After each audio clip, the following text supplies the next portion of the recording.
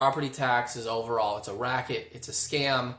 It is a way to force us into renting our lives. You have to have a phone, you have to have a car, you have to pay your property tax, or you have to pay your rent.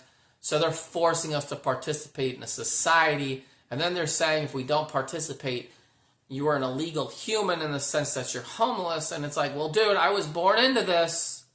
Okay? I was born into this. That does need to be said. And people do make that argument that don't want to participate. They want to live in the woods. And more power to them. I'm all for, if somebody wants to live in the woods or, just like walk whatever the earth and then find their own food, whatever. Okay. Why not?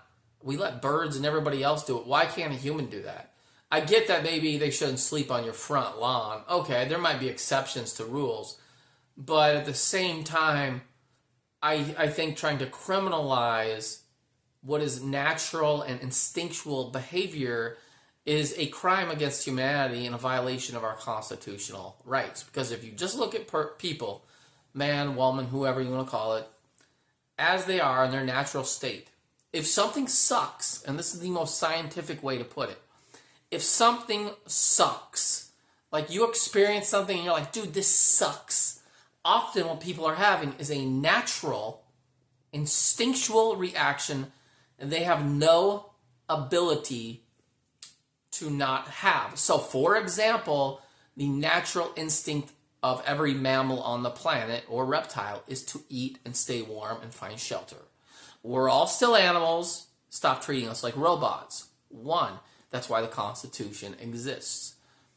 And the other thing, too, about that is if it's somebody's natural instinct to rebel, at least rebel against the system to the extent they do not want to participate in that system, that actually is boiled down to our First Amendment right of religion and beliefs, because your beliefs are also tied to your instincts and your feelings. I mean, really they are, because they're not necessarily 100% logical or rational, relatively speaking. So when we see danger come at us, the natural instinct is to go away from danger. So if you think about that for just a second, it is within us, our natural instincts, that are telling us, get the hell out of these cities. There's something in me that when I watch some of these news shows and look at what's going on out there, I don't know if it's 2 years or 2 weeks. I don't know if it's 5 years or 10 years. But dude, we all see it. We know it's coming. And I don't want to be around what's going to be, like a bull stampede or a bum rush or a zombie rush. I don't want to be within 10 miles, at least 10 miles, maybe 5 miles of a city. A big city, I don't want to be an hour within a big city. A town, okay. A little town of 1,000, 2,000 people are out in the country, okay. But dude, when the stampede happens, or as other people call the SHTF situation, which could happen from grid loss, we're not probably going to get EMP'd or anything, but it could just be like more of like they do something to our grid with their drones.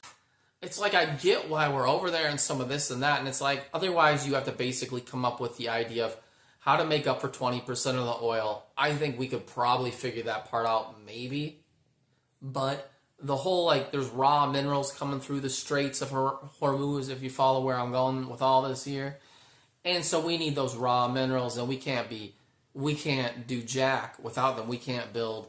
Is then you can come to a pretty simple conclusion that we are kind of stuck with dealing with each other, and that was going on before, and overall, besides some tension with the tariff stuff, which is getting stupid, let's be honest.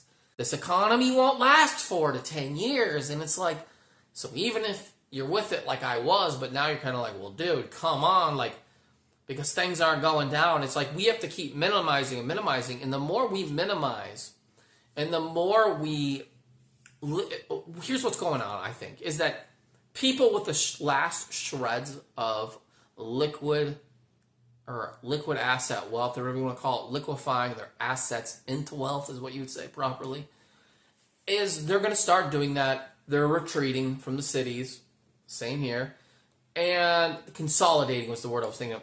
They're liquidating, and then they're consolidating, and then they're looking at what they got, how many eggs in the basket they got.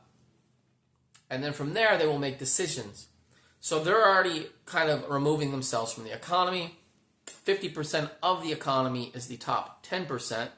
So if the top 10%, if half of them quit buying stuff, okay, right there, if half of the top 10% quit buying stuff, we lose 25% of our economic opportunity in the retail sector, people buying stuff. That's an issue. I don't know a lot about economics, but I know 25%. Dude, when you get above the numbers of 12 and 15% in anything, that's a warning that something else is really bad. Because if you get to 20 and 30%, by the time you get to 20 or 30% of a nosedive and like a company or whatever it is, or let alone parts of the economy, the rest of it could start buckling, where prices on the other side go up, or this goes up, or that goes up, or things go so far down that that company loses so much money, they collapse, and everybody that's invested in them pulls out. And then they were buying stuff from other companies, and those companies collapse. It's a domino. Anyway, thanks for watching.